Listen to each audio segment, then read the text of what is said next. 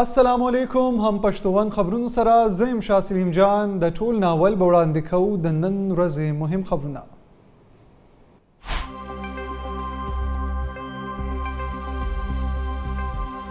د لاهور مصروف او قدیم بازار انارکلی کې افسوسناک دھماکه پیښه کې د 9 کالو ماشوم په شمول 2 کسان او 15 زیات زخمیان.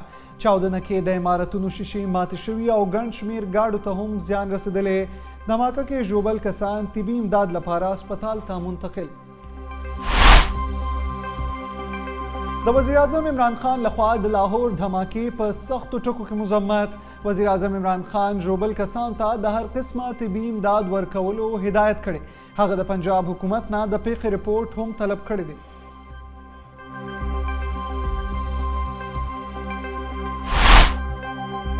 مسلم لیگ نون لخوا کورونا ریلیف فنڈ کې د کرپشن رپورټ مخې ته د راوړو مطالبه. موجوده حکومت د خپل آډیټر جنرال رپورټ مسترد کړی دی. دا رپورټ د IMF په حکم جوړ کړی شوی و. د مسلم لیگ نون ترجمانې مریم اورنګزیب میډیا سره خبرې وايي رپورټ کې د خیبر پختونخوا حکومت متعلق د بدعنوانۍ لفظ استعمال کړی شوی و.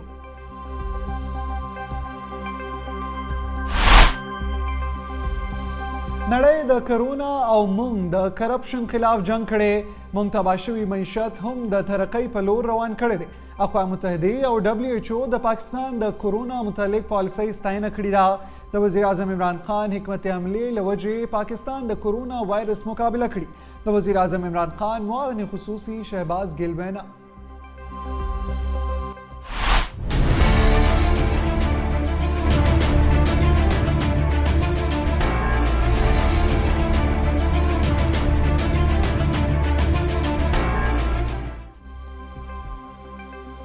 ملک کې د کرونا وایرس کیسونو کې مسلسل اضافه. د کرونا وایرس شرح 11% ته رسیدلی. د عالمي وبا کرونا وایرس نه نور 6,808 کسان متاثره. د متاثره کسانو مجموعي شمیره 14,15,000 نه زیاته شوي. د ملک مختلفو هسپتالونو، قرنطینه مرکزونو او کورونو کې 50,000 نه سیوا مریضان زیر علاج. د 900 مریضانو حالت نازک ښودلی شي. د NCOC لخوا تازه شمیرې جاری. د سمارټ لاک ډاون فیصله مقامی انتظامیه په خپله کولی شي. ملک د کرونا وایرس متعلق د بندیزونو فیصله په وخت شوي. د صحت لپاره د وزیر اعظم عمران خان معاون خصوصي ډاکټر فیصل سلطان وینا وايي کوم خلکو چې ویکسین لګولي هغوی کې د کرونا وایرس شدت کم دی. د وزیر اعظم عمران خان په بیان د مسلم لیگ نون رهنما خواجه آصف ته جرا حق ملاو. اسلام آباد های کورټ چیف جسټس اطهر من الله د کیس سماعت کړي. ټرایل کورټ ته 2 میاشتو کې دننه د فیصله وینا کوو. د چیف جسټس اطهر من الله ریمارکس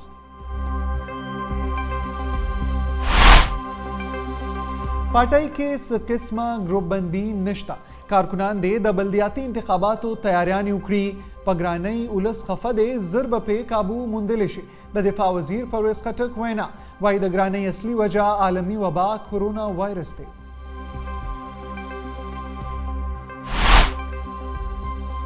د خیبر پختونخوا گورنر شاه فرمان د پیښور یونیورسيټۍ ملازمینو نه د ذاتي کار اخیستو نوټس اخیستی.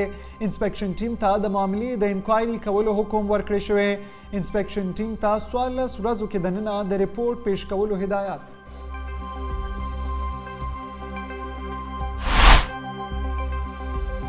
د خیبر پختونخوا فوډ سیفټي اتھارټي د صوبې مختلفو علاقو کې کاروایی. د کاروایی دوران د یو رکشې نه د 100 کیلو نه زیاته خرابه غوښه برآمد. هنګو کې هم یو فش پوینټ سیل کړی شوی دی. صوابۍ کې 2 برکیانې سیل کړی شوي. د فوډ سیفټي اتھارټي وینا افغانستان کې د جنکو سکولونه د مارچ اخره پورې د پرانستلو امید دی. نوي کال کې د جنکو ټول سکولونه پرانستلو تیاری کوو. د طالبان ترجمان ذبیح الله مجاهد وینا وايي طالبان د تعلیم خلاف نه دي. د ټولو مسلو حل کولو هڅې روانې دي.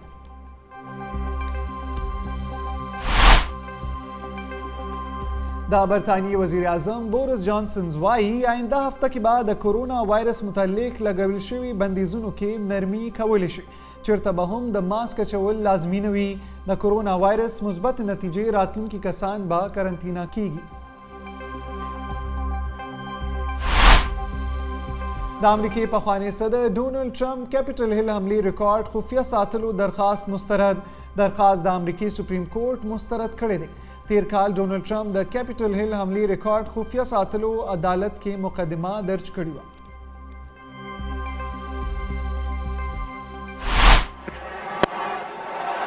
Lovely touch shot. It's almost as if he wastes no energy. Right, he's got all the one they needed there, and it's just clear. This time it's Barber. Same result. Smashes it and gets to 50. The International Cricket Council لخوا د ون ډے ټیم آف د ایئر اعلان. بابر اعظم د T20 ټیم آف د ایئر پشان د ODI ټیم آف د ایئر کپتان هم مقرر. فخر زمان هم د ICC ODI ټیم آف د ایئر کې شامل. د موسمیاتو محکمې یو ځل بیا مری کې د واورې ورېدو خبرداری ورکړو. د سبا نه به ملک کې د بارانونو نوې سلسله داخليږي. د موسمیاتو محکمې پیشنګویي وایي د بارانونو دا سلسله به د ګل ورځې پورې جاری وي. مهم خبرونه تاسو کتو. د دې خبرونو تفصیل به وړاندې کوو د وړې شان دمې نه پس موږ سره اوسئ.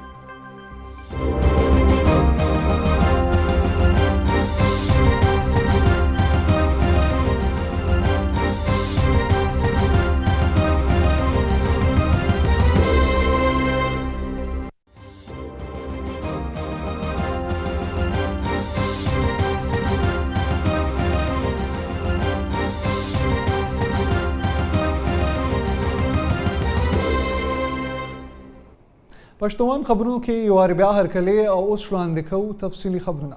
د لاهور مصروف او قدیم بازار انارکلي کې افسوسناکه دماکه شوې ده. د ذرایعو تر مخه پیښه کې د 9 کالو ماشوم په شمول 2 کسان مړه او 25 نه زیات زخمیان شوي دي. چاودنه کې د عمارتونو شیشې ماتې شوي او ګڼ شمېر ګاډو ته هم زیان رسېدلی دی. دماکه کې ژوبل کسان طبي امداد لپاره هسپتال ته منتقل کړي شوي دي.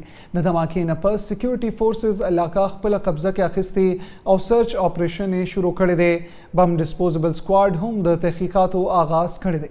وزیر اعظم عمران خان د پیښې په سختو ټکو کې غندنه کړې او ژوبل کسانو ته د هر قسمه ممکنه سهولتونه ورکولو هدایت کړی. ملک کې د کرونا وایرس کیسونو کې یو ځل بیا تیزی راغلی دی. د NCOC مطابق د کرونا وایرس شرح 11% ته رسیدلې ده.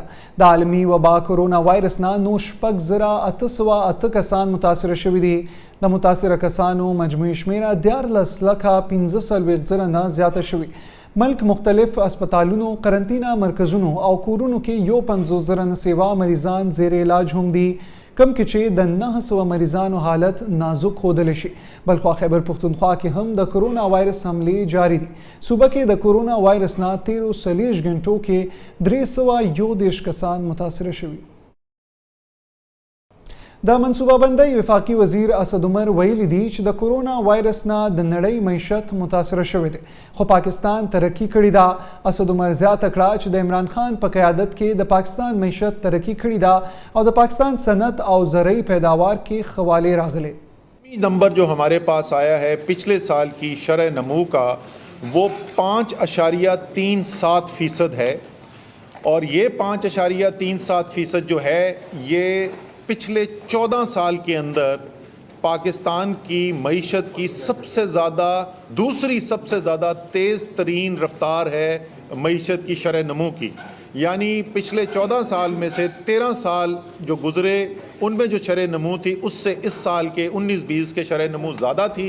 ऐसे वक्त के अंदर जब कोविड से दुनिया की मईशतें जो है वो बुरी तरीके से मुतासर हुई थी, पाकिस्तान की मईशत ने हमारी इमरान खान की हुकूमत की हिकमत अमली जो थी कोविड से मुकाबला करने की और मईशत को चलाने की जो एक हिकमत अमली थी उसके बुनियाद के ऊपर न सिर्फ नुकसान नहीं हुआ वैसा जैसे दूसरे तमाम दुनिया के ज़्यादातर ममालिक के अंदर देखने को मिला है। हमारे अपोजिशन के दोस्त जिनको तनकीद करने का बहुत शौक़ है उनकी याद दहानी के लिए कि ये जो बड़ी सनतों का जो इंडेक्स होता है लार्ज स्केल मैन्युफैक्चरिंग इंडेक्स वो हर माह रिलीज़ किया जाता है। तो मैं जो अभी आदादो शुमार आपके सामने रख रहा हूँ ये एकदम से कहीं से नहीं आ गए, ये 6 महीने पहले रिलीज़ हो चुके और किसी ने इन आदादो शुमार के ऊपर इतराज़ भी नहीं किया। د صحت لپاره د وزیر اعظم عمران خان معاون خصوصي ډاکټر فیصل سلطان ویلي دی چې د سمارټ لاک ډاون فیصله مقامی انتظامیه په خپله کولی شي او ملک کې د کرونا وایرس متعلق د بندیزونو فیصله په وخت شوې ده. ډاکټر فیصل سلطان ویل چې کومو خلکو چې ویکسین لګولي هغوی کې د کرونا وایرس شدت کم دی. د ویل چې ملک کې د کرونا وایرس شرح د 6,000 نه سیوا شوې ده. ډاکټر فیصل سلطان دا هم ویل چې اسلام آباد، لاهور او نورو ښارونو کې د کرونا وایرس له وجې آینده ورځو کې دباو راتلی شي. د وزیر اعظم عمران خان معاون خصوصي شهباز ګل ویلي دی چې نړۍ د کرونا او موږ د کرپشن خلاف جنگ کړی دی. خپل یو بیان کې د شهباز ګل وینا وه چې اقوام متحده او WHO د پاکستان د کرونا متعلق پالیسۍ ستاینه کړې ده. د ویل چې د وزیر اعظم عمران خان حکمت عملۍ له وجې پاکستان د کرونا وایرس مقابله کړي. شهباز ګل زیاته کړه چې موږ تباه شوی معیشت هم د ترقۍ په لور روان کړی دی. د پاکستان تحریک انصاف صوبائی صدر او وفاقي وزیر دفاع پرویز خټک ویلي دي چې ګراني یوه عالمي مسله ده او کرونا نه صرف پاکستان بلکې د پوره دنیا معیشت متاثره کړی دی. د بلدیاتي الیکشن سره د تحریک انصاف مستقبل وابسته دی. په هر حال کې بلدیاتي الیکشن فیز 2 ګټل غواړم. دا خبرې پرویز خټک د ملکنډ تاڼهبازۍ علاقه کې ورکرز کنونشن ته د وینا په مهال کړي دي. هغه دا خبره په ډاګه کړه چې پارټۍ کې ډلهبازي په یو صورت هم نه لیدلی شي. که چا هم په کور کې کورکي جوړول کوشش وکړو نو سخت ایکشن به اخیستی شي. هغوی په کارکنانو زور راوړو چې د بلدیاتي الیکشن فیز 2 په هر حال کې ګټل دي. لہذا کارکنان د خپل کوششونه نور هم تیز کړي. وزیر دفاع ویل چې وزیر اعظم او د هغه کابینه دومره کمکله نه ده چې په ملک کې ګرانی پیدا کړي. اصل وجه وبایي رنځ دی کومې چې زموږ په شمول د ټولې دنیا معیشت زیانمن کړی دی. هغوی زیاته کړه چې پاکستان کې اوس هم د نورو ملکونو په نسبت د ګرانۍ شرح کمه ده. هغه ویل چې ملک تیرو حکمرانان لوټلې خو بیا هم تحریک انصاف حکومت د ولس په ژوند کې د بدلون راوستو کارنامې کړي دي. د صحت انصاف کارډ له برکته اوس علاج معالجه ډېر اسانه شوي. انشاءالله ډېر زر به ګراني ختمه شي او یو وارې بیا به ولس په ژوند کې اساني او خوشحالي پیدا شي. مسلم لیگ نون لخوا کرونا ریلیف فنڈ کې د کرپشن رپورټ مخې ته د راوړلو مطالبه. د پاکستان مسلم لیگ نون ترجمان مریم اورنګزیب ویلي دي چې موجوده حکومت د خپل آډیټر جنرال رپورټ مسترد کړی دی. میډیا سره د خبرو په وخت د مریم اورنګزیب وینا وه چې دا رپورټ د IMF په حکم جوړ کړی شوی و. رپورټ کې د خیبر پختونخوا حکومت متعلق د بدعنوانۍ لفظ استعمال کړی شوی و. جو عوام کا کھایا گیا ہے لیکن جو صحت کے پیسے تھے، جو عوام کی زندگیوں کے پیسے تھے، جو عوام کی زندگی بچانے کے وسائل تھے، جو کووڈ ریلیف فنڈ تھا، اس کے اندر سے بھی عوام کا خون چوسا گیا. اور پھر میڈیا کے اوپر پروپیگنڈا کیا گیا کہ ہم نے کووڈ ریلیف فنڈ میں اتنے کھرب دے دیے. اتنی بڑی بڑی تصویروں کے ساتھ اشتہارات چھاپے گئے. اور یہ اصل حقیقت ہے کہ کس طرح کووڈ ریلیف فنڈ میں وفاق میں اور کس طرح 354 ارب روپے میں سے 40 ارب وفاق میں کھائے گئے اور کس طرح جو خیبر پختونخوا کے اندر بے ضابطیاں کی گئیں اس کا کوئی ریکارڈ موجود نہیں. خیبر پختونخوا کے اندر یہ حال ہے ان کا. خیبر پختونخوا کے اندر 2019 میں جب کووڈ آیا کوئی نظام موجود نہیں تھا. وہی شہباز شریف کا جو لاہور کے اندر کڈنی کا یونٹ تھا، PKLI تھا، وہ کووڈ کا ریلیف فنڈ کا پاکستان کا سینٹر بنا. اور یہاں بھی کووڈ ریلیف فنڈ میں آڈیٹر جنرل کے اب اختیارات کو کلپ کیا جا رہا ہے. اس سے آڈیٹر جنرل سے اس کے آڈٹ کرنے کے اختیارات کو کم کیا جا رہا ہے. یہ ہے ان کی اصل شکل.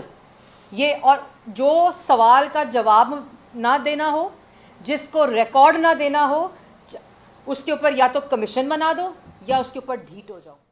پاکستان د 13 څخه زیاتو ملکونو د سمندري ځواکونو د اتحاد مشري په غاړه اخیستې ده چې ذمہواري سمندر کې د ترهګرۍ مخنیوی کول دي. د پارنګرانۍ او مشکوک کشتو تلاشي کول هم په ذمہوارو کې شامل دي. د پاکستان سمندري ځواک پاکستان نیوي وایي پاکستان نیوي ته د کومندانۍ یا کمانډ سپارلو دستوره په بحرین هیواد کې د امریکې د سمندري ځواکونو په یو مرکز کې وشوه.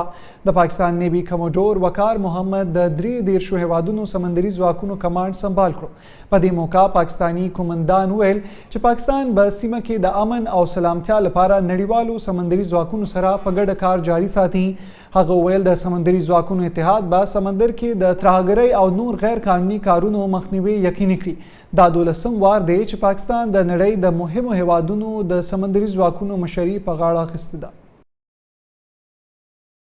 قومي وطن پارټۍ کې اختلافات نور زور باندې شوي دي. د صوبایي قیادت نه د خفګان په وجه د پارټۍ کوز ډیر عہدیدارانو د خپلو عهدو نه مستعفي کېدو اعلان کړی دی.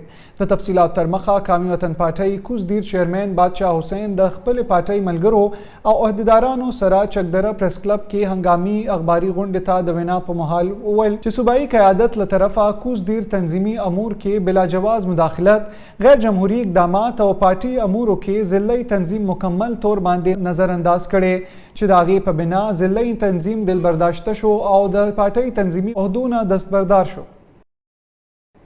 په پیښور کې د صوبې د ټول نه زوړ او لوی لیډي ریډینګ هسپتال کې د وینټیلیټرز د نشتوالي په وجه د نوي پیدا کېدونکو ماشومانو ژوند د خطرې سره مخامخ دی. تېره ورځ چې په هسپتال کې کم 6 ماشومان په یو ځای پیدا شوي وو، په هغوی کې 4 مړه شول او 2 ژوندي پاتې شول چې صحتونه هم د خطرې سره مخامخ دي.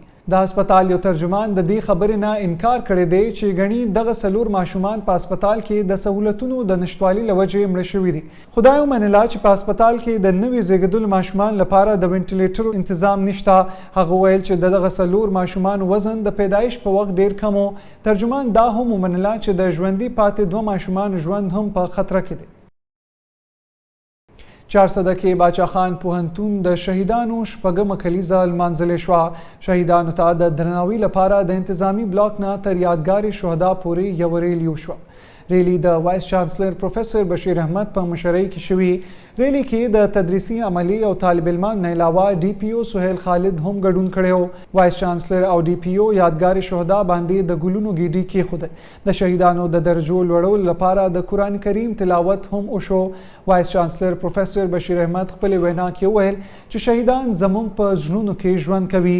د شهیدان له کورنو سره به هر ډول ممکنه همکاري کوو.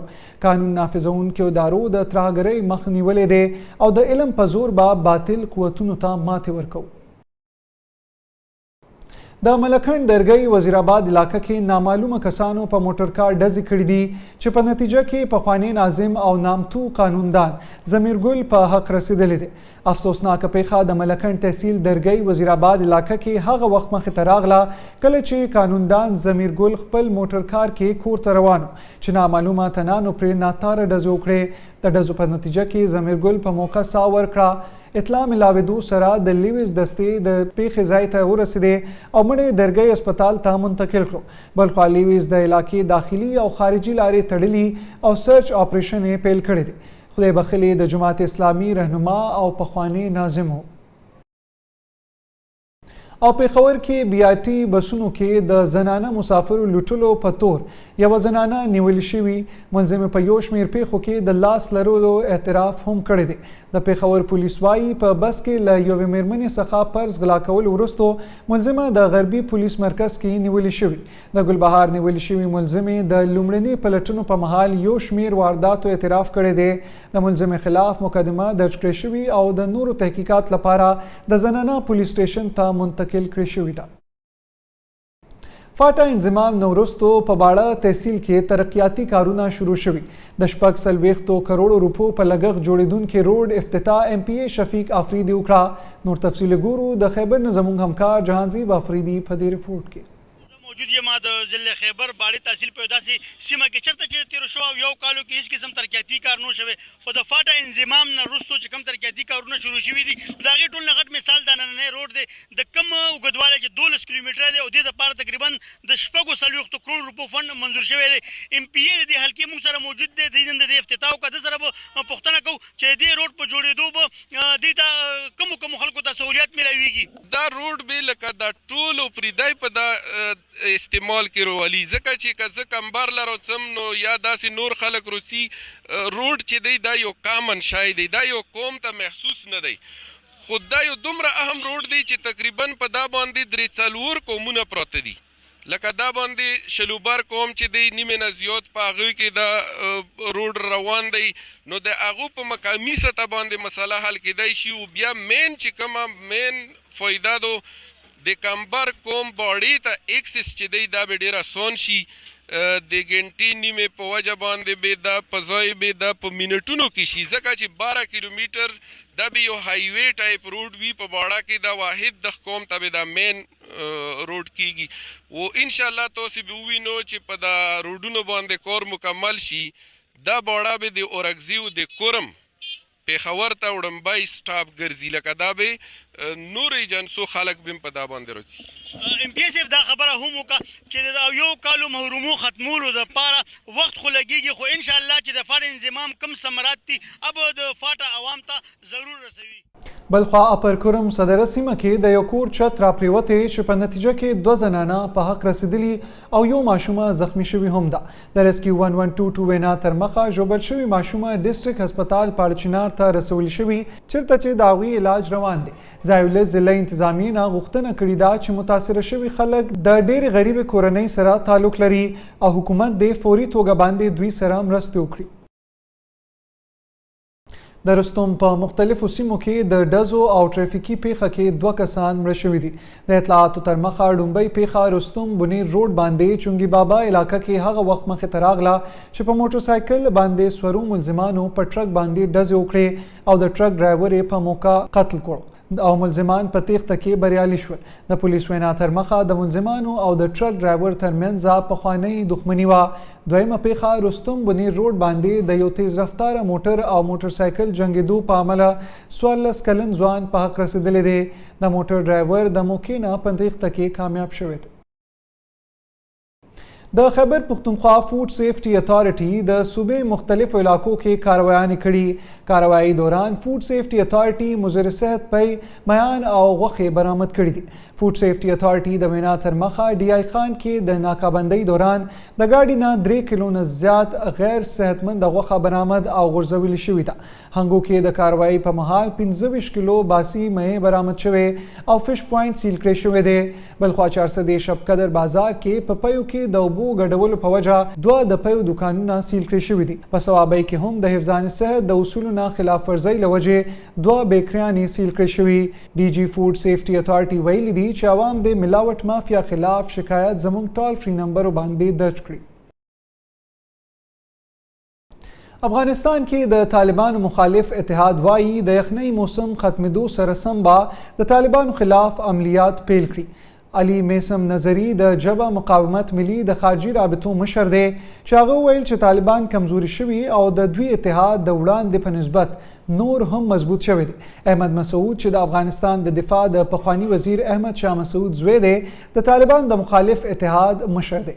ښاغلي نظری یورپي هیواد بلجیم ته سفر کې یو اخبار ته ویل یورپ ته د سفر مقصد دا دی چې یورپي هیوادونو څخه د ترهګرۍ خلاف د مهم جاري ساتلو اپیل وکړي. یاد دی وی چې احمد مسعود او نورو مخالف مشرانو 13 هفته کې په ایران کې د طالبان یو وفد سره خبرې کړې وې ولې داسې ښکاري چې خبرې ناکامه شوې دي.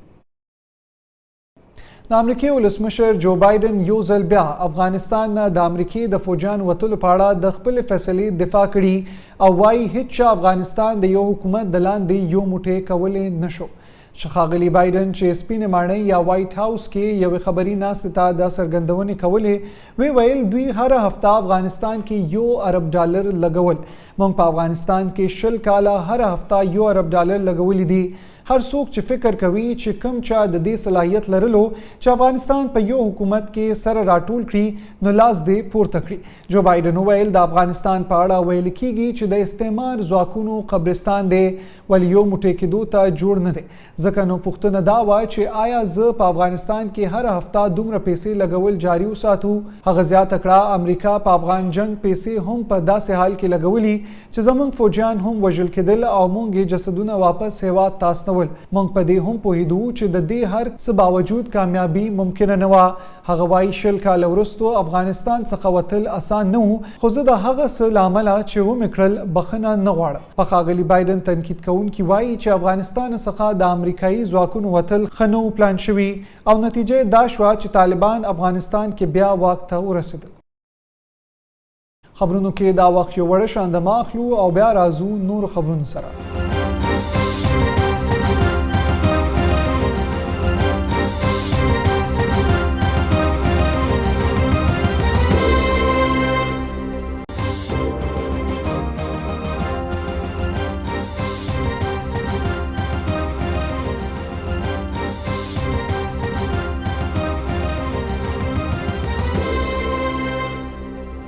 هم پښتون خبرونو کې یو وار بیا هرکلی او اوس وړاندې کوو د لوبو خبرونه.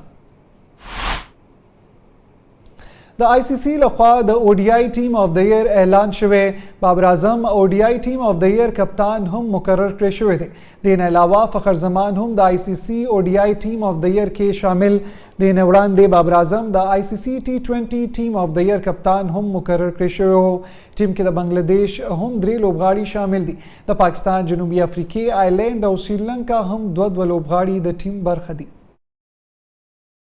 د پاکستان کرکټ ټیم نوموړی بلباز فخر زمان د پرایویټ ایجوکیشن نیټورک کلیزي سپورټس ګالا د ډاډ او مرستې لپاره سپورټس کمپلیکس مردان دوره وکړه. نور تفصیل د محمد ایوب په دې رپورټ کې. پرایویټ ایجوکیشن نیټورک کلیزه سپورټس ګالا دوام لري. د پاکستان کرکټ ټیم نوموړي بلباز فخر زمان د لوبغاړو د ډاډ لپاره سپورټس کمپلیکس ته راغلی او انتظامیه ته د خپل ملاتړ باور ورکړی دی. سپورټس کمپلیکس کې د سپورټس ګالا شروع ده او د پرایویټ سکولونو ماشومان راغلي دي. هغوی په مختلف سپورټس کې حصه واخیسته او ډېر زبردست د دې یو انیشیټیو دی او دې سره به زموږ چې کوم سټوډنټس دي هغوی کې یو خو د سپورټس هغه مطلب مینه پیدا کیږي او بل دا چې کوم ټیلنټډ ماشومان دي نو هغوی خپل ټیلنټ مخې ته راولي. نو دا یو ډېر زبردست اقدام دی او دغه شان زما خو دا ارمان دی زه چې د ګورنمنټ سکولونه هم په دې کې مخکې راشي او هغوی هم دغه شان خپل سپورټس ګالا شروع کړي. د سپورټس ګالا په دویم ورځ د رسکشۍ، والیبال، فوټبال، ټیبل ټینس او بیډمنټن مقابلې فایل شوې دي.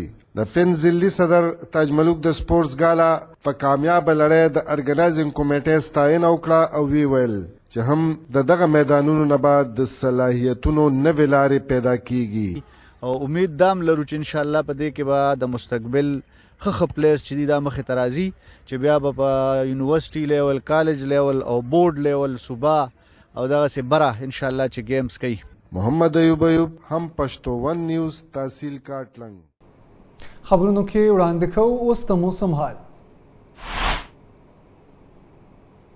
د موسمیاتو محکمې یو ځل بیا مري کې د واورې ورېدو خبرداری ورکړو. د موسمیاتو محکمې پیشنګویي کړې ده چې د سبا نه به ملک کې د بارانونو نوې سلسله داخليږي. د موسمیاتو محکمې مطابق د بارانونو دا سلسله به د ګل ورځې پورې جاری وي. د موسمیاتو محکمې دا هم ویلي چې په غرونو د واورې ورېدو امکان هم دی چې ورسره به د یخنۍ په شدت کې نور هم اضافه وشي. تر دې دمه همدغه عمره د نورو تازه خبرونو لپاره تاسو د هم پښتو ون خبرونو سوشل میډیا پاڼې پیج لایک کولی شئ، کتلی شئ او شریکولی شئ. له لوی الله په امان.